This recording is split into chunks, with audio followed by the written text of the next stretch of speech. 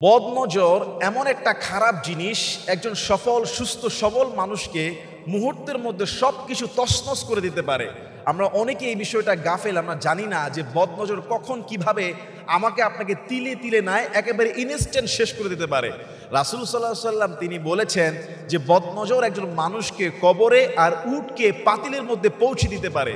আল্লাহু আকবার। বুখারী মুসলিমের একটা হাদিস যদি আপনি শুনেন, আপনি আশ্চর্য হয়ে যাবেন যে রাসূলুল্লাহর একজন সাহাবী আমির ইবনে রাবিয়া রাদিয়াল্লাহু তাআলা আনহু, তিনি সাহাল ইবনে হানিফ রাদিয়াল্লাহু আনহুকে দেখলেন যে গোসল করছে।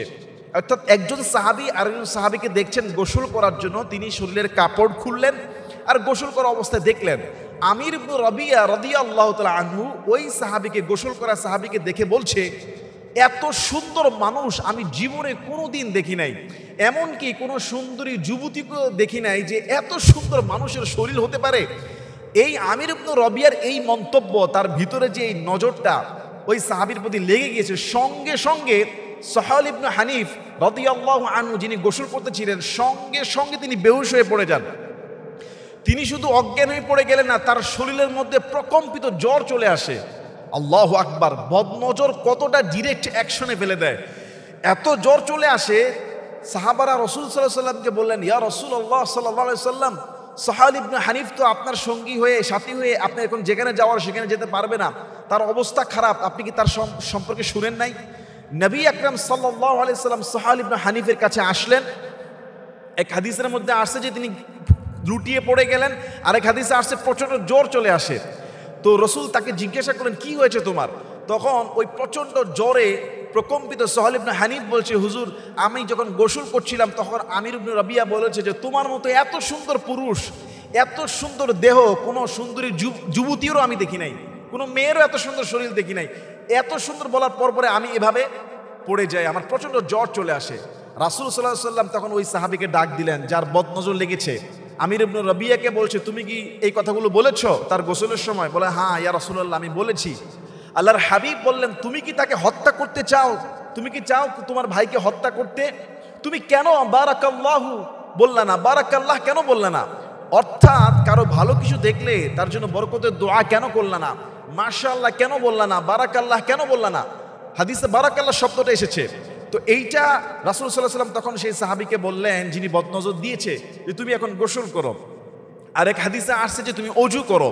তো তার অজু অথবা গোসলের পানিটা পাত্রের মধ্যে জমা করা হয়, একটা গামলায় নেওয়া হয়। এই গামলা ভর্তি পানিটা তার ব্যবহার করা গোসলের পানি কিংবা অজুর পানিটা গামলায় নিয়ে ওই যে প্রচণ্ড জ্বরে অজ্ঞান হয়ে ঘুরে পড়ে গিয়েছিল একটু আগে, সেই সাহাল ইবনে হানিফের গায়ে সেই পানিটা ঢেলে দেওয়া হয়। ঢেলে দেওয়ার সঙ্গে সঙ্গে ওই সাহাবী সুস্থ হয়ে যায়। সুবহানাল্লাহ! বদনজর তিলে তিলে না, একবার ডাইরেক্ট অ্যাকশন। রাসূল বললেন বদনজর সত্য।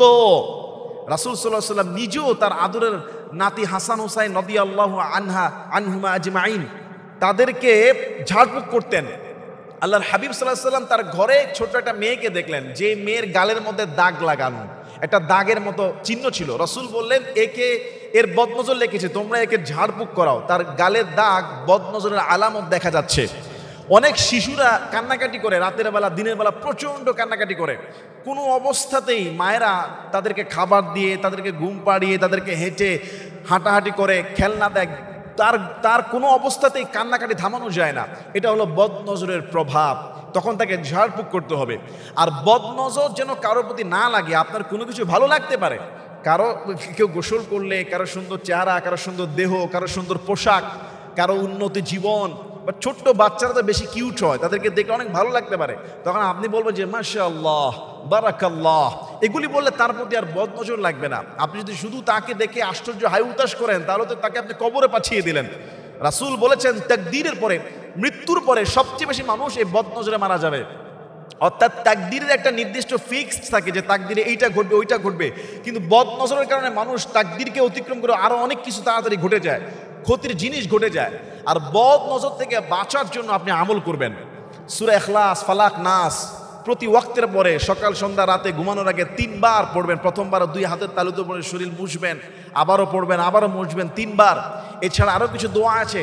আউযু বিকালিমাতিল্লাহি তাম্মাতি মিন শাররি কুল্লি মা খালাক, এই দোয়া পড়তে হয়। তারপরে বিসমিল্লাহিল্লাযী লা ইয়াদুররু মা ইসমিহি শাইউন ফিল আরদি ওয়ালা ফিস সামাই হুয়াস সামিউল আলিম, সকাল সন্ধ্যা 3 বার করে পড়তে হয়। এরপরে আপনি পড়তে পারেন বিসমিল্লাহি আরকিকা, কাউকে ঝাড়ফুঁক করতে গেলে এই দোয়াগুলো পড়তে হয়। অর্থাৎ নিজের জন্য পড়া যায়, কাউকে ঝাড়ফুঁক করানোর জন্য হাদিসে বর্ণিত চমৎকার কিছু দোয়া আছে যেগুলি রাসূল নিজে পড়তেন, নিজে করতেন, নিজে ঝাড়ফুঁক করতেন, করাতেন। তো ইখলাস, ফালাক, নাস এবং উঈদুকা বিকালিমাতিল্লাহি তাম্মা, এই দোয়াগুলো বিভিন্ন মাসনুদ দোয়ার বইতে আছে। তা আমলের এই বইগুলো আমরা সবসময় নিজেরা করব, তাহলে কেউ আপনাকে বদ নজর দিলে আপনি ক্ষতিগ্রস্ত হবেন না। আর এখন তো ওই সাহাবী তো বলেছে জোরে, যার কারণে বোঝা গিয়েছে যে বদ নজর তার মুখের থেকে লেগেছে। এখন কার মুখের থেকে আপনার যে বদ নজর লেগে যায়, আপনি কার ওযুর পানি নেবেন, কার গোসলের পানি নেবেন, এটা তো আমরা আইডেন্টিফাই করতে পারি না। এই জন্য আপনাকে সবসময় প্রোটেকশন নিতে হবে। বদনজর লেগে গেলেও ঝাড়ফুঁক করাতে হবে যাতে আপনি সুস্থ হয়ে যান। আর সবসময় প্রোটেকশন নিয়ে থাকলে, অর্থাৎ দোয়া কালামের মধ্যে থাকলে কেউ বদনজর দিলেও লাগবে না।